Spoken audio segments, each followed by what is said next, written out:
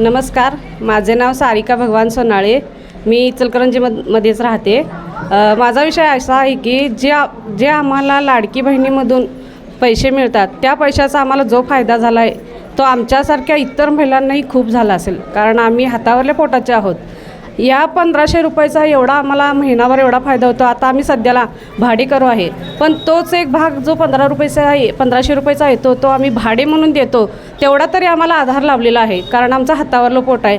आमचं मुलांचं शिक्षण, मुलींचं शिक्षण, आम्हाला ह्यातून कसं करायचं, भाडं कसं भरायचं, घरचा खर्च कसा चालवायचा, कर्ज परतफेड कशी करायची, हे आम्हाला म्हणजे मनातून एवढं आम्ही खचलो होतो की ही थोडा तरी आम्हाला आधार मिळाला आहे ना, तो आम्हाला खूप झालेला आहे. त्याच्यामुळे मुख्यमंत्रींचा आम्ही मनापासून महिलांनी आभार मानतो आणि इथून पुढेही असंच सरकार राहू दे, छान राहू दे. आणि त्यांच्यातर्फे जे राहुलदादा आमचे साहेब राहिलेले आहेत त्यांना तुम्ही निवडून द्या. आम्ही महिलांच्या वतीने अशी घोषणा करतो आणि 4 नंबरचे कमळवरचे बटन दाबून सर्वांनी निवडून द्या, एवढं माझं मत मांडतो.